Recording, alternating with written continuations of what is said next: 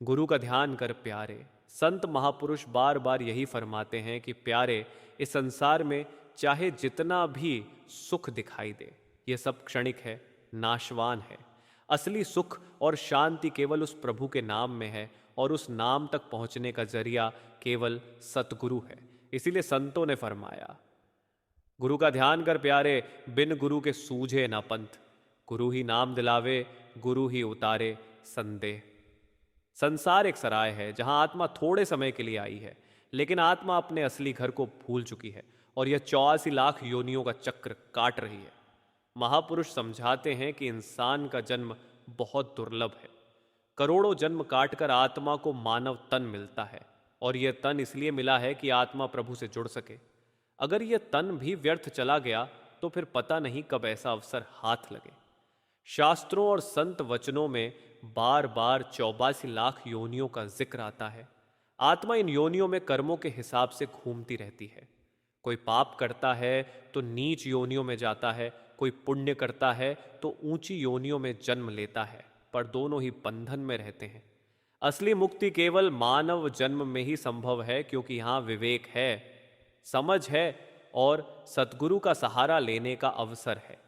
संतों ने योनियों को 4 मुख्य वर्गों में बांटा है। पहला वर्ग है जलचर, जैसे मछलियां, कछुए, मगरमच्छ आदि। दूसरा वर्ग है थलचर, जैसे हाथी, घोड़े, शेर, गाय, भैंस आदि। तीसरा वर्ग है उड़ने वाले जीव, जैसे पक्षी, कीट, पतंगे। चौथा वर्ग है रेंगने वाले या कीड़े मकोड़े, जैसे चींटियां, सांप, बिच्छू। इन सब में आत्मा बार बार घूमती रहती है। सोचो, जो आत्मा प्रभु की अंश है, उसे यह कैसा कैद खाना मिल गया है। यही कारण है कि संत महापुरुष इंसान को बार बार जगाते हैं कि अब और सो मत, अब जा। संत कबीर साहिब ने फरमाया, 84 लाख योनि भ्रम्यो, मनुष्य जन्म पायो। कहत कबीर, सुनो भई साधो, अब तो राम संहारो। इंसान समझे तो यह तन सबसे बड़ी पूंजी है, लेकिन मनुष्य इस तन को पाकर भी उसे व्यर्थ में घंवा देता है। कोई मोह माया में फंसा है, कोई लालच और लोभ में, कोई पराई स्त्री और पुरुष की आसक्ति में, कोई निंदा चुगली में। और यही कारण है कि आत्मा का ध्यान प्रभु की ओर नहीं टिकता। अब जरा सोचिए, मोह माया कितनी भारी है। इंसान धन दौलत, घर परिवार के मोह में इतना फंस जाता है कि उसे अपने आने जाने का भी होश नहीं रहता। लेकिन जब मृत्यु सामने आती है, तब यह सब कुछ यहीं रह जाता है। महापुरुष कहते हैं कि मोह माया को तोड़ने का एक ही रास्ता है, सतगुरु का ध्यान, उनका दिया हुआ नाम और सुमिरन। एक बार एक साधु ने अपने शिष्य से कहा, बेटा, इस संसार की मोह माया को ऐसे समझ जैसे कोई बगुला तालाब के किनारे बैठा है। बाहर से वह स्थिर दिखता है, लेकिन उसकी आंखें लगातार मछली की खोज में लगी रहती हैं। उसी तरह इंसान बाहर से कितना भी स्थिर दिखे, पर भीतर का मन हमेशा माया की तरफ भागता रहता है। इस मन को रोकने का एक ही तरीका है, गुरु का ध्यान। गुरु का ध्यान करते हुए जब इंसान नाम का सुमिरन करता है तो उसके कर्म कटने लगते हैं। इंसान समझता है कि यह संसार केवल कर्मों का लेखा है, यहां जो बोओगे वही काटोगे। अगर अच्छे कर्म किए हैं तो अच्छे फल मिलेंगे, बुरे कर्म किए हैं तो दुख और विपत्ति मिलेगी। इसलिए संत कहते हैं, प्यारे, कर्मों का जाल तो केवल नाम की शक्ति से ही कट सकता है। कर्म बंधन काटने वाला नाम दयालु सतगुरु दे, उसका ध्यान कर प्यारे, वही पथ दिखाए सच्चा। लेकिन मनुष्य इसको भूलकर निंदा चुगली में समय गंवा देता है। सोचो, जब हम किसी की निंदा करते हैं तो हम अपना पुण्य उसके खाते में डाल देते हैं और उसकी बुराई अपने खाते में ले लेते हैं। इस तरह हम और भारी हो जाते हैं। चुगली और निंदा आत्मा को नीचे गिराती है। इसलिए महापुरुष कहते हैं, प्यारे, अपनी जुबान को रोको, इसे केवल सुमिरन में लगाओ। पराई स्त्री और पराये पुरुष का मोह भी इंसान को नीचे गिराता है। यह मन को दूषित करता है और आत्मा को खींचकर नीचे की योनियों में ले जाता है। असली पवित्रता यही है कि इंसान अपने घर गृहस्थी में मर्यादा से रहे, पराई औरत मर्द की तरफ दृष्टि भी ना डाले, क्योंकि यह मनुष्य तन प्रभु मिलन के लिए मिला है, न कि वासनाओं के पीछे गंवाने के लिए। इसलिए सद्गुरु की शरण ही सबसे बड़ी दवा है। जब इंसान गुरु का ध्यान करता है तो भीतर एक प्रकाश जगता है। फिर धीरे धीरे आत्मा को यह भान होता है कि असली घर कहाँ है। बाबा जी अक्सर फरमाते हैं कि ध्यान का अर्थ केवल आंखें बंद करना नहीं है, बल्कि मन को बार बार गुरु की ओर मोड़ना है। जब मन इधर उधर भागता है तब सुमिरन करके उसे वापस गुरु में टिकाना ध्यान कहलाता है। इसीलिए कहा गया, गुरु का ध्यान कर प्यारे, गुरु ही नाव है पार। गुरु बिन कौन छुड़ाए यह जन्म मरण का भार। प्यारे संगतियों, इंसान यह भूल बैठा है कि यह संसार केवल एक सराय है। आत्मा का असली घर इससे परे है। परंतु जब तक मन और कर्मों का हिसाब बाकी है तब तक आत्मा को बार बार जन्म और मृत्यु के चक्र में आना पड़ता है। यही 84 लाख योनियों का भयानक चक्र है। संत महापुरुष कहते हैं कि यह 84 लाख योनियां 4 वर्गों में बांटी गई हैं, लेकिन उनमें इतनी विविधता है कि गिनना भी असंभव है। कल्पना करो, मछलियों की कितनी किस्में हैं, पक्षियों की कितनी जातियां हैं, कीड़े मकोड़ों की कितनी जातियां हैं, बड़े बड़े पशु और छोटे छोटे जीव, सब में आत्मा को भटकना पड़ता है। कभी वह चींटी बनकर रेंगती है, कभी पक्षी बनकर उड़ती है, कभी कुत्ता बिल्ली बनकर घर घर भटकती है, कभी हाथी घोड़े बनकर बोझ ढोती है। ये सब कर्मों का ही खेल है। कर्म ऐसे जाल हैं कि आत्मा को बांध कर रखते हैं। जब तक कर्म पूरे नहीं होते आत्मा आजाद नहीं हो सकती। महापुरुष समझाते हैं कि कर्म 3 प्रकार के होते हैं: संचित कर्म, प्रारब्ध कर्म और क्रियमान कर्म। संचित कर्म वे हैं जो अनगिनत जन्मों से जमा होते आए हैं। प्रारब्ध कर्म वे हैं जिनका हिसाब इस जन्म में चुकाना है, और क्रियमान कर्म वे हैं जो हम अभी इस समय कर रहे हैं। इंसान समझे तो हर क्षण कर्म कर रहा है। आंख, कान, जुबान, हाथ, पैर, सब कुछ कर्मों में लगा है। अगर यह कर्म प्रभु भक्ति, सेवा और सिमरन में लगते हैं तो आत्मा ऊंचा उठती है। लेकिन अगर यही कर्म निंदा, चुगली, मोह, माया, पराई स्त्री पुरुष और वासनाओं में लगते हैं तो आत्मा और भारी हो जाती है और नीचे योनियों में गिरती है। महापुरुष अक्सर एक मिसाल देते हैं। जैसे कोई किसान खेत में बीज बोता है। अगर गेहूं बोएगा तो गेहूं ही उगेगा, अगर कांटे बोएगा तो कांटे ही निकलेंगे। उसी तरह इंसान जो बोएगा वही काटेगा। इसीलिए कर्मों के जाल से बचने के लिए जरूरी है कि हर कर्म सतगुरु की याद में हो। करम करम सब कोई करे, बिन सतगुरु छुटकारा नाही। सतगुरु का ध्यान कर प्यारे, वही मिटावे भय और पाप। अब जरा मोह माया को समझे। संतों ने कहा है कि यह माया 3 गुणों से बनी है: सत्वगुण, रजोगुण और तमोगुण। यही तीनों गुण आत्मा को संसार में बांधते हैं। सत्वगुण से इंसान धर्म, दया और सेवा करता है। रजोगुण से वह मेहनत करता है, कर्म करता है, कुछ पाता है। तमोगुण से वह आलस्य, वासना और हिंसा में डूबता है। लेकिन ये तीनों गुण भी आत्मा को नीचे ही बांधते हैं। असली मुक्ति तब है जब आत्मा इन तीनों गुणों से ऊपर उठे और नाम शब्द से जुड़ जाए। मोह माया की सबसे बड़ी चाल यह है कि यह इंसान को मिठास दिखाकर फंसाती है। धन, दौलत, रुतबा, पदवी, रिश्ते, सब मोह का जाल है। इंसान इनसे चिपककर सोचता है कि यही सच्चा सुख है, लेकिन मृत्यु आते ही यह सब छूट जाता है। महापुरुष समझाते हैं कि माया का काम ही छल करना है। कभी कभी इंसान बहुत अच्छे कर्म करता है, दान पुण्य करता है, परंतु साथ ही दूसरों की निंदा और चुगली करता है। इससे उसके सारे पुण्य व्यर्थ हो जाते हैं। निंदा और चुगली सबसे बड़ा जहर है। यह आत्मा की पवित्रता को नष्ट कर देता है। संतों ने कहा है कि निंदा सुनना भी पाप है। जैसे कोई जहर किसी को पिलाया जाए और कोई खड़ा होकर देखे तो जहर का असर देखने वाले पर भी पड़ता है, उसी तरह निंदा सुनना आत्मा को दूषित करता है। निंदक निहचय मीत है, जे बोले बिनु बिचारे। निंदा सुनी तो मन मैला, नाम सिमरण छूटे प्यारे। अब पराई स्त्री और पराये पुरुष के मोह को समझे। ये वासनाओं का बंधन आत्मा को नीचे गिराता है। गृहस्थ जीवन में इंसान को मर्यादा में रहना चाहिए, लेकिन जब मनुष्य का मन बहकता है, वह पराई स्त्री या पराये पुरुष की ओर आकर्षित होता है, तो उसका मन गंदा हो जाता है। इससे आत्मा की यात्रा नीचे गिरती है। यही कारण है कि महापुरुष कहते हैं कि गृहस्थ में रहते हुए इंसान को संतोष में रहना चाहिए, वासनाओं पर नियंत्रण करना चाहिए। ये सब बंधन तभी टूट सकते हैं जब इंसान सतगुरु का ध्यान करे। गुरु का ध्यान करने से मन धीरे धीरे स्थिर होता है। मन जो इधर उधर भागता है, सुमिरन करने से गुरु की ओर मुड़ता है, और जब मन गुरु में टिकता है तो आत्मा ऊपर उठती है। बाबा जी कहते हैं कि ध्यान कोई जादू नहीं है, ये अभ्यास है। जैसे बच्चा धीरे धीरे चलना सीखता है, वैसे ही आत्मा धीरे धीरे ध्यान में टिकती है। शुरुआत में मन भागेगा, लेकिन धैर्य से बार बार उसे सिमरन में लगाना है। यही अभ्यास धीरे धीरे आत्मा को प्रभु की ओर ले जाता है। एक मिसाल है, एक भक्त रोज ध्यान करता था, लेकिन उसका मन बहुत भागता था। वह निराश हो गया और सोचा कि शायद मेरे बस का नहीं है। वह सतगुरु के पास गया और अपनी हालत बताई। सतगुरु मुस्कुराए और कहा, बेटा, जैसे कोई प्यासा कुएं से पानी भरता है, अगर रस्सी बार बार डाली जाए तो कुएं के पत्थर पर भी निशान पड़ जाता है। वैसे ही ध्यान का अभ्यास है।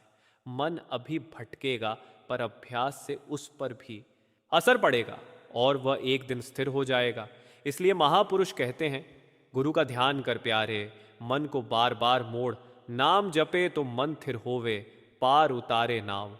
संत महापुरुष कहते हैं कि इस जीवन का असली धंधा गुरु का ध्यान और नाम सुमिरन है। परंतु मनुष्य इस जीवन को निंदा, चुगली, मोह माया और वासनाओं में व्यर्थ गंवा देता है।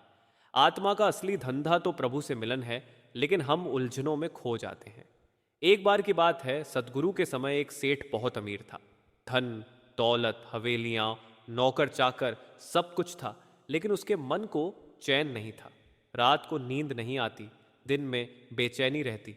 वह सोचता, मेरे पास सब कुछ है, फिर भी मन खाली क्यों है। एक दिन किसी संत का सत्संग सुनने गया। वहां संत समझा रहे थे, गुरु का ध्यान कर प्यारे, मोह माया सब मिट जाएगी। नाम सुमिरन से आत्मा ऊंची उठेगी। सेठ को लगा कि यह वचन मेरे लिए ही है।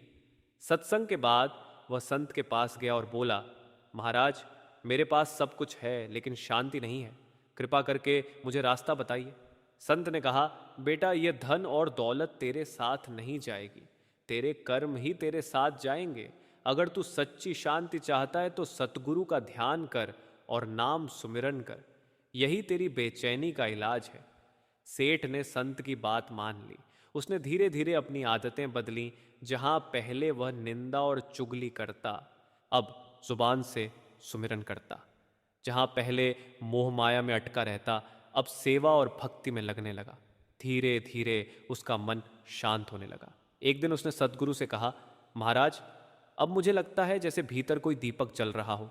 संत ने कहा, बेटा, यही गुरु ध्यान की शक्ति है। यही मिसाल हमें समझाती है कि चाहे संसार कितना भी बड़ा क्यों ना हो जाए, शांति केवल गुरु के ध्यान और नाम में है।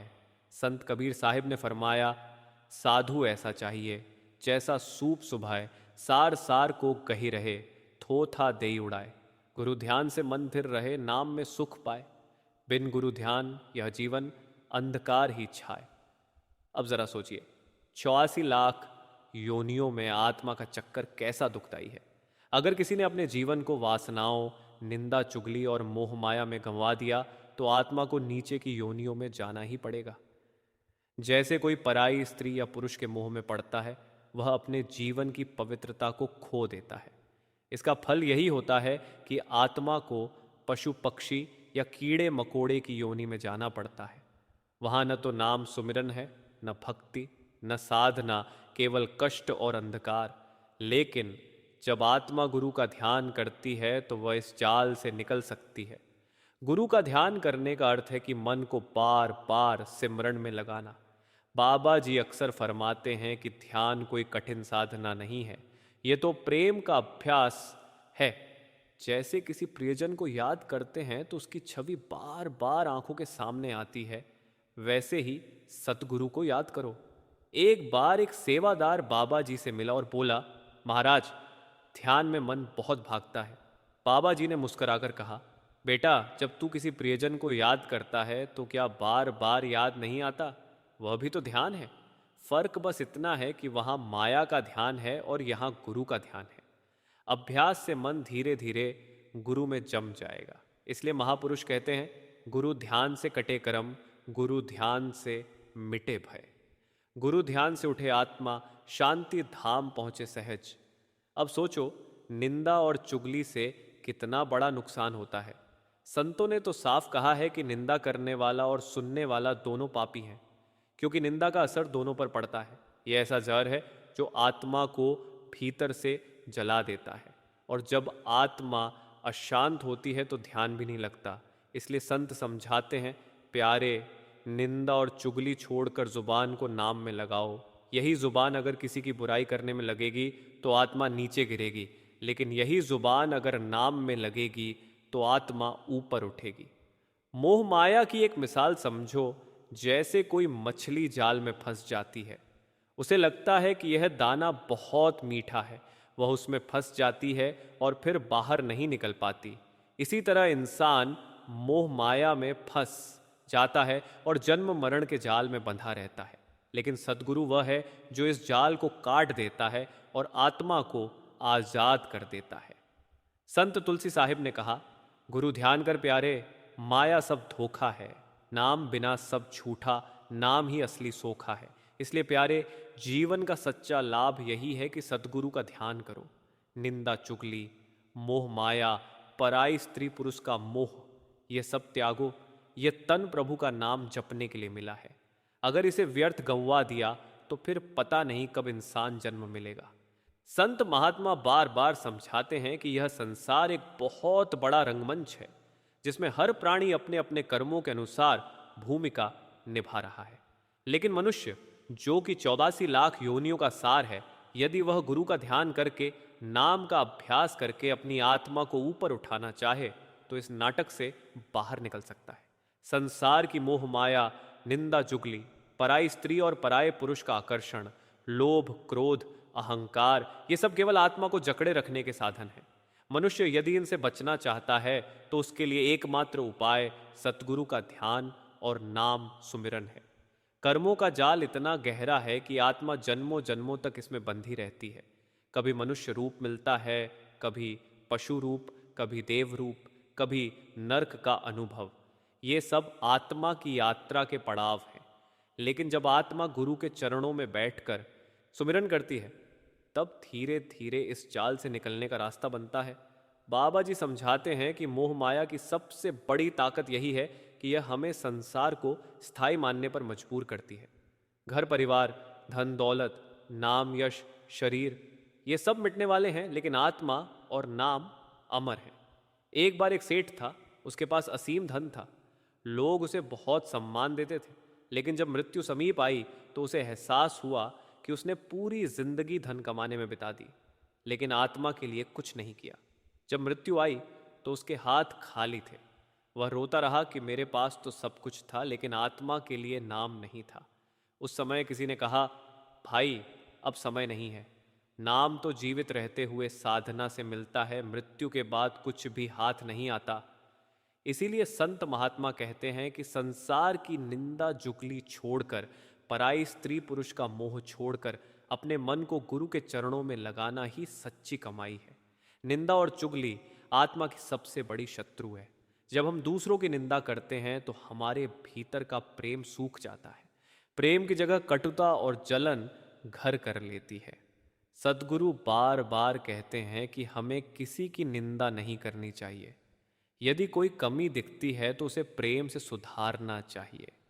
जैसे बगीचे में यदि कोई पौधा टेढ़ा बढ़ रहा है तो माली उसे सहारा देकर सीधा करता है, काट कर नष्ट नहीं करता। ऐसे ही इंसान की गलतियों को भी प्रेम और धैर्य से संभालना चाहिए। माया का दूसरा बड़ा बंधन है पराई स्त्री और पराये पुरुष का आकर्षण। यह मनुष्य को अपनी मर्यादा से गिरा देता है। घर परिवार टूटते हैं, रिश्ते बिखरते हैं और आत्मा पापों का बोझ उठाती है। संतों ने सदा यही समझाया है कि अपनी मर्यादा में रहना, अपनी गृहस्थी को पवित्र रखना, यही आत्मिक प्रगति की बुनियाद है। मोह माया का यह जाल बहुत मोहक है, लेकिन इसका फल केवल दुख है।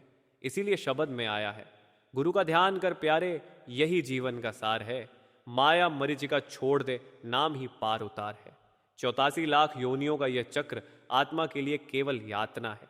पशु योनि में विवेक नहीं, कीट पतंग योनि में केवल भूख और भय, पंछी योनि में असहाय उड़ान, जलचर योनि में बंधन, पेड़ पौधे की योनि में स्थिरता और पीड़ा। इन सब में आत्मा अपनी शक्ति व्यर्थ गंवाती है। केवल मनुष्य योनि ही ऐसा अवसर देती है कि आत्मा गुरु का ध्यान करके अपने घर लौट सके। संत महात्मा बार बार यही कहते हैं कि जीवन बहुत छोटा है। हमें निंदा जुगली, पराई आसक्ति, धन दौलत के मोह और झूठे अभिमान से निकलकर अपने मन को सुमिरन और भजन में लगाना चाहिए। यही सच्चा आनंद है, यही आत्मा का उद्धार है। संत महापुरुष हमें बार बार इस ओर इंगित करते हैं कि आत्मा का असली घर ऊपर है। ये धरती, ये संसार, ये काया सब अस्थाई है।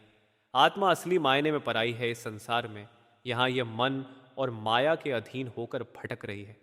जन्म जन्मांतर से हम मोह माया, निंदा जुगली, पराई आसक्ति और कर्मों के बंधनों में बंध कर बार बार जन्म लेते आ रहे हैं। यही 84 लाख योनियों का चक्र है। मनुष्य योनि ही वह सुनहरा अवसर है जिसमें आत्मा इस बंधन से मुक्त हो सकती है। शास्त्रों और संत वचनों में स्पष्ट कहा गया है कि 84 लाख योनियां मुख्यतः 4 श्रेणियों में बंटी हैं। पहली स्थावर योनियां जैसे पेड़ पौधे, लताएं, वनस्पति। दूसरी जलीय योनियां जैसे मछलियां, कीड़े मकोड़े, जलचर। तीसरी थलचर योनियां जैसे पशु पक्षी कीट। और चौथी मनुष्य और देव योनि। इन सब में आत्मा अपने अपने कर्मों के अनुसार घूमती रहती है। पेड़ पौधे की योनि में आत्मा स्थिर और बंधी रहती है। उसे चलने फिरने की आज़ादी नहीं, केवल धूप, बरसात और ऋतुओं की मार झेलनी पड़ती है। पशु पक्षी की योनि में भूख, प्यास और भय ही जीवन का सार है। वहाँ विवेक की कमी है, केवल प्रवृत्ति और प्रवाह है। देव योनि में आनंद है, लेकिन वह भी अस्थाई है, क्योंकि वहाँ से गिरना निश्चित है। सबसे श्रेष्ठ योनि मनुष्य की है, क्योंकि केवल मनुष्य ही गुरु का ध्यान कर सकता है और नाम सुमिरन के द्वारा आत्मा को ऊपर चढ़ा सकता है। परंतु मनुष्य योनि पाकर भी यदि जीव अपना जीवन निंदा जुगली, पराई, स्त्री पुरुष की आसक्ति, धन दौलत और मोहमाया में घंवा देता है, तो यह सबसे बड़ी भूल है। निंदा जुगली से आत्मा की पवित्रता नष्ट होती है। जैसे दूषित जल पीने से शरीर रोगी हो जाता है, वैसे ही निंदा करने से मन की निर्मलता खत्म हो जाती है। जब तक मन निर्मल नहीं होगा, ध्यान की यात्रा आरंभ नहीं होगी। सद्गुरु यही समझाते हैं कि निंदा करना आत्मा के लिए झर समान है। हमें अपनी आंखें दूसरों की कमियां देखने में नहीं, बल्कि अपनी आत्मा की सुधार में लगानी चाहिए। यदि किसी में दोष दिखे तो उसे अनदेखा करना सीखें या प्रेम से सुधारें, लेकिन निंदा करके अपने मन को गंदा न करें। इसी तरह पराई स्त्री और पराये पुरुष का मोह आत्मा की यात्रा में सबसे बड़ा रोड़ा है। जब तक मनुष्य अपने घर गृहस्थ में मर्यादा नहीं रखेगा, तब तक आत्मा की शक्ति व्यर्थ होती रहेगी। पराई आसक्ति केवल दुख ही देती है। घर टूटते हैं, रिश्ते बिखरते हैं और अंत में आत्मा पापों का बोझ उठाती है। संत हमें यही संदेश देते हैं कि अपने जीवन को पवित्र बनाएं और अपनी गृहस्थी को एक साधना समझकर निभाएं। माया का सबसे गहरा जाल यह है कि यह हमें स्थायी दिखती है। हम सोचते हैं कि यह शरीर हमेशा रहेगा, यह धन हमेशा रहेगा, ये रिश्ते हमेशा रहेंगे, लेकिन मृत्यु का एक झोंका आते ही सब बिखर जाता है। जो कुछ भी हमने मोह से बांध कर रखा था, सब छूट जाता है। आत्मा अकेली रह जाती है। उस समय केवल नाम और गुरु का ध्यान ही साथ देता है। एक बार एक साधक ने बाबा जी से पूछा, महाराज, इतने मोह और आकर्षण में हम अपने मन को कैसे संभालें? बाबा जी ने बड़ी सरलता से उत्तर दिया, भाई, मन को किसी न किसी सहारे की जरूरत होती है। यदि वह माया का सहारा लेगा तो मोह में बंध जाएगा। यदि वह गुरु का सहारा लेगा तो आत्मा ऊपर उठ जाएगी। शब्द में आया है, गुरु का ध्यान कर प्यारे, मोह माया से न फंस। नाम सुमिरन ही साधन है, इससे पार उतार। इसलिए संत हमें यही कहते हैं कि जीवन का हर क्षण अनमोल है। यदि यह समय केवल निंदा, चुगली, पराई आसक्ति और मोह माया में बीत गया तो मृत्यु के समय पछताना पड़ेगा। मनुष्य योनि केवल सतगुरु का ध्यान करने और नाम सुमिरन करने के लिए मिली है। यही सच्चा कार्य है, बाकी सब नाटक है। संतों ने हमेशा यही कहा है कि इस संसार में जो कुछ भी दिखाई देता है वह सब माया का खेल है। यहाँ सुख दुख, मान अपमान, राग द्वेष, ये सब केवल क्षणिक परछाइयां हैं। आत्मा का असली आनंद इन सबके पार है। जब तक आत्मा का मन संसार में लगा रहेगा तब तक इसे कभी शांति नहीं मिलेगी। और मन को संसार से हटाकर परमात्मा में लगाने का सबसे सरल और सहज साधन है नाम सुमिरन और गुरु का ध्यान। नाम सुमिरन का अर्थ केवल जप करना नहीं है, बल्कि अपने मन को बार बार गुरु के दिए हुए नाम में स्थिर करना है। जैसे कोई माँ अपने बच्चे का नाम बार बार लेती है और उसमें प्रेम और अपनापन झलकता है, उसी प्रकार जब साधक नाम का अभ्यास करता है तो वह नाम आत्मा को भीतर से पवित्र करता है। धीरे धीरे यह नाम हमारे भीतर की गंदगी, निंदा, चुगली, ईर्ष्या, क्रोध, वासना सबको धो डालता है। सद्गुरु कहते हैं कि जब तक मनुष्य का मन एकाग्र नहीं होता तब तक उसे भीतर का अनुभव नहीं मिल सकता। मन को एकाग्र करने का तरीका केवल यही है कि हम दिन रात सुमिरन करें। चलते फिरते, काम करते, खाते पीते मन को गुरु के दिए नाम में लगाते रहे। धीरे धीरे यह अभ्यास हमारे भीतर स्थिरता लाता है और आत्मा को ऊपर की ओर खींचता है। भजन की महिमा और भी अद्भुत है। जब साधक बैठकर आंखें मूंद कर, कानों को बंद करके भीतर की ओर ध्यान करता है तब उसे शांति का अनुभव मिलता है। यह शांति संसार के किसी भी साधन से नहीं मिल सकती। एक एक पल भजन में बैठना आत्मा को ऊपर की ओर खींचता है। बाबा जी कहते हैं, भाई, यदि आत्मा को आनंद चाहिए, यदि आत्मा को मुक्त होना है तो नियमित भजन और सुमिरन करो। संसार की मोह माया हमें बार बार खींचने की कोशिश करती है। निंदा जुगली करने का मन करता है, पराई आसक्ति आकर्षित करती है, क्रोध और लोभ हमें बांधने की कोशिश करते हैं। लेकिन जैसे कोई नाविक नदी की तेज धारा में चप्पू मारकर नाव को पार ले जाता है, वैसे ही नाम सुमिरन के चप्पू से साधक आत्मा को संसार की लहरों से पार उतारता है। एक समय की बात है, एक साधक रोज भजन सुमिरन करता था, लेकिन उसे भीतर कोई अनुभव नहीं मिलता था। उसका मन निराश होने लगा। वह सद्गुरु के पास गया और बोला, महाराज, मैं रोज सुमिरन करता हूँ, भजन करता हूँ, पर भीतर कुछ दिखाई नहीं देता।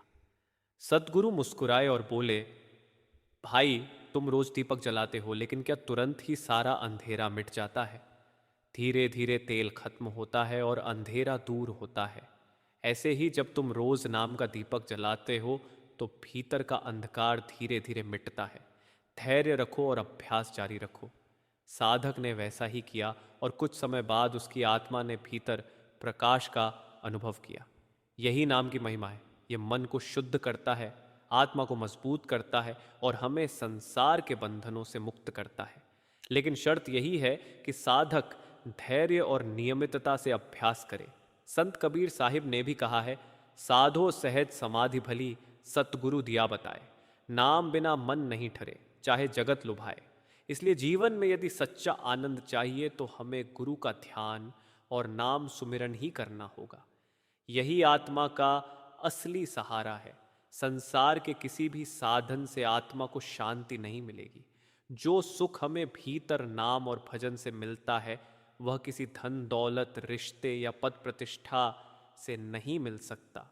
गुरु का ध्यान करने से आत्मा का मार्ग सहज हो जाता है। जैसे कोई अंधेरी गली में दीपक लेकर चलता है तो उसे ठोकरें नहीं लगती, वैसे ही नाम का दीपक आत्मा के भीतर का अंधकार मिटाता है और आत्मा को उसके असली घर तक पहुंचाता है।